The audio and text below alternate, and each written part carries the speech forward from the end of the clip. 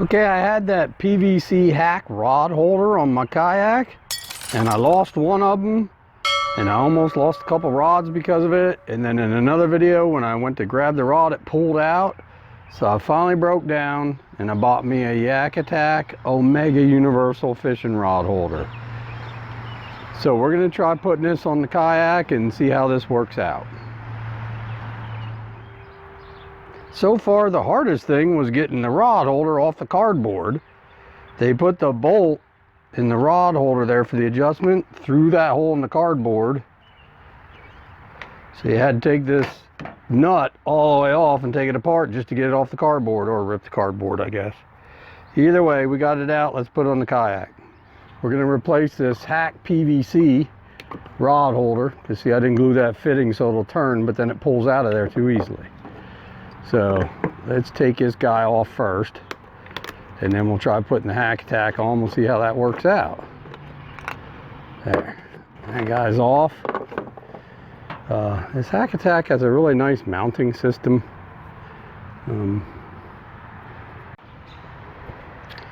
It kind of looks like you push this little lever here, and then you can turn this, so you can unscrew it a little ways, so that thing is. You just slide it into your track. I may have to move that other thing I got. Okay, I think I do. So let me move that other. Let me move it. I don't even know why I got that on there anymore. Let me take that off and we'll get this on there. Okay, I took this eye bolt out of the track. I think I used this for a rod leash when I used to use rod leashes for that hack rod holder. But like say, you loosen this thing up so you can slide that thing in there. And I guess you push this thing in. Which one do you push? And I'm not sure how to do this. I don't give it any directions. You got to turn this somehow so it tightens down. It's kind of weird. I'm gonna have to see if there's any directions on that card.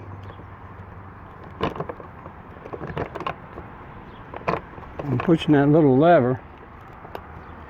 I'm trying to twist it, but I'm not too sure it's tightening down. Actually, am I going the wrong way? I think I'm going the wrong way. Blooper moment. So if we push that little lever, it'd probably be easier if I took the top off. But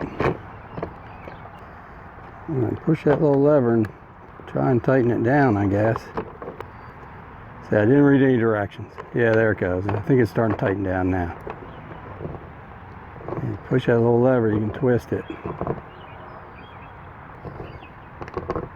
So try and get it decently, get it good and tight here. I'm sure it's tightening down. It's kind of tight. Okay, let's see if there's any directions on the card. See, I should probably be reading the directions. There's directions on the card. I don't know if I have to take this off or what, but so we're gonna take this nut all the way off and drop it, of course. We're gonna pull the spring off and pull the bolt and stuff out. Of course, it rolled way under my truck. And it says you slide it on. See, it's a little different than what they say. They say there's a, let me see, you should be able to tighten this part right here. Oh, do I need to take that all the way off? Maybe? It doesn't seem like it wants to come all the way off. So, I'll be honest, this is kind of weird. And it's got this other lever. Let me see what I can figure out here. I think I have it figured out now. This piece was screwed on there. So you can unscrew that piece all the way. I guess you don't even have to. But then there's another little lever in here, and if you push that lever, you can, I think you're supposed to be able to pull this piece out. But I'm not sure how to get it out. I thought if I pushed that lever, I could open this up all the way. But it doesn't seem to work that way. So I'm not sure. Oh, there it is, okay. So, I don't know if y'all can see this. So, you pull this lever, and then you can flip that guy all the way over, and then I think this piece comes out, this middle piece. It's supposed to. There. You can probably do it before you get it all unscrewed.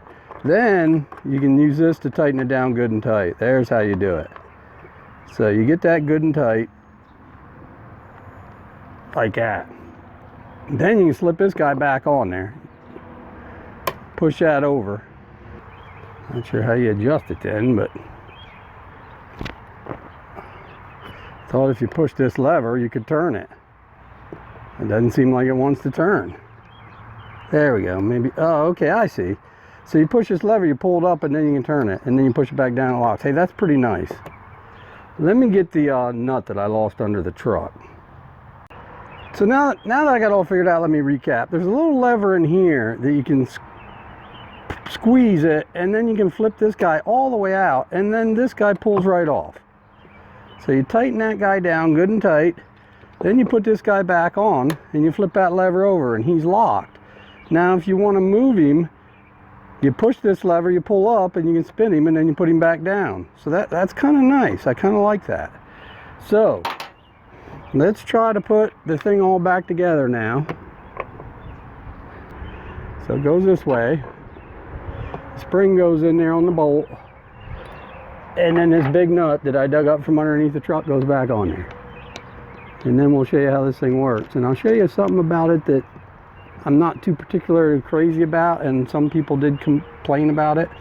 So you loosen that nut up and you can pivot it, tighten it back down, and then to spin the whole thing, you push this lever, you pull up, and you can spin it. Then you put it back down, and boy, it seems pretty rock solid, I'll be honest. Now, like I say, loosen this up, you can pivot it. Now, something people didn't like is how big these holes are. Not crazy about that myself. I mean, I guess it's okay. It's got the part that you can flip over so your rod can't come out. But boy, that's a really big opening there for little ultralight rods. And here's another thing that I noticed. Once again, this old rod that I'm about to retire, this old Mitchell, if I put him in there and flip that over, his hand wasn't long enough.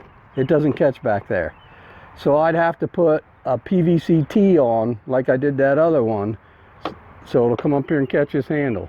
Now once again, I'm retiring this rod, so I'm probably not going to do any of that. And I'm getting these new Okuma rods, and they do tend to have a little bit longer handles. So I'm hoping this will work. Well, here.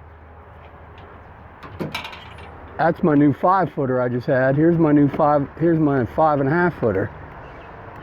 Let's see if the rod handle is long enough. Yeah, see, it's plenty long enough. So anyways, there it is. It's the new rod holder. It's installed. If you read the directions, it's not too bad. And like I say, we'll try it out next time I go out and see how it works. It seems pretty rock solid. I don't know if I'll be able to get my tonneau cover down with it on there like that. But that's the other good thing.